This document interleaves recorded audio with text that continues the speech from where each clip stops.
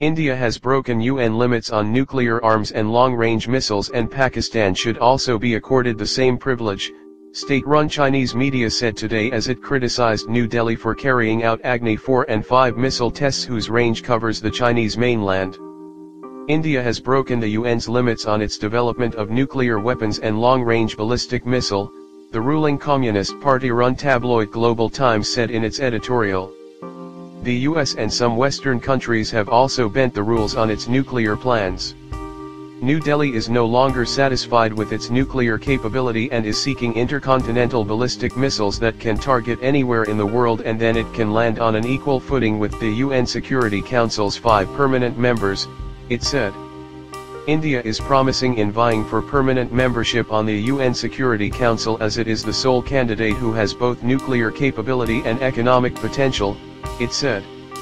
China should realize that Beijing wouldn't hold back India's development of long-range ballistic missiles, it said, apparently highlighting China's limitations in restricting India developing a nuclear and missile deterrence against Chinese military power.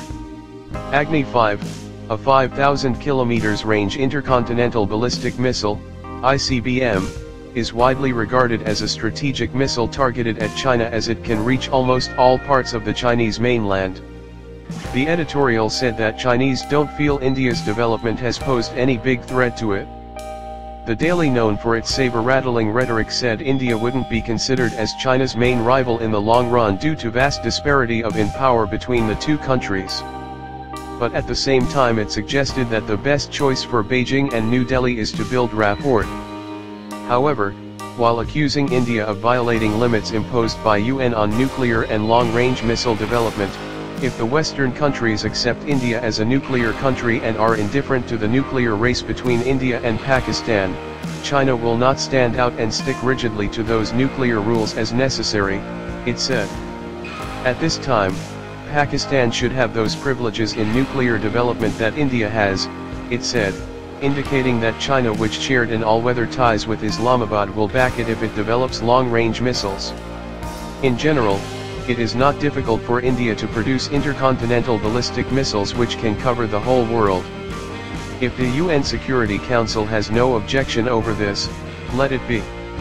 The range of Pakistan's nuclear missiles will also see an increase. If the world can adapt to these, China should too, it said. The references to violation of UN rules by the Daily were significant as the Chinese Foreign Ministry spokesperson Hua Chunying, while reacting to India's Agni 5 missile tests, said on December 27 that on whether India can develop this ballistic missile that can carry nuclear weapons, I think relevant resolutions of the UNSC have clear rules. Hua, however, did not elaborate. The editorial in Global Times also did not elaborate or point out details of the UN violations allegedly made by India. We have always believed that safeguarding strategic balance and stability in South Asia is conducive for the peace and prosperity of countries in the region, she said, and took exception that the Agni 5, which has a range of 5,000, was meant to target China. However, Hua appreciated Ministry of External Affairs spokesman Vikas Swarup's statement on December 28 stating that India's strategic capabilities are not targeted against any particular country. India abides by all the applicable international obligations and hopes that all others do the same. We have taken note of and express appreciation for the statement made by Indian Foreign Ministry's spokesperson that India's strategic capabilities are not targeted against any particular country, she said. China believes that preserving the strategic balance and stability in South Asia is beneficial to peace and prosperity of countries within the region.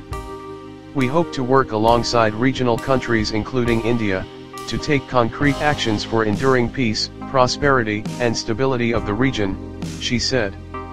Asked for his reaction to Agni 5 test, Hu Shizheng, director of the China Institutes of Contemporary International Relations, told that the test is part of the progress of India's military modernization. Being a major power, this is the necessary, for India. However, there is no need to each time while testing this kind of non-conventional weapons to mention whether it has the capacity to hit China or not, he said. That really makes the news release very negative, he said, as it made it appear that India's military modernization is for targeting China. Any country has its own logic to develop advanced weapons, but better not mentions any other country, by name, he said. In its editorial, the Global Times said China's strategic nuclear missiles have long ago realized global coverage, and China's overall military-industrial capacity is much better than that of India. For India, China is something to inspire ambition and invoke patriotism.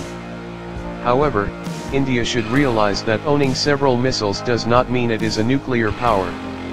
Even though India does become a nuclear power, it will be a long time before it can show off its strength to the world, it said.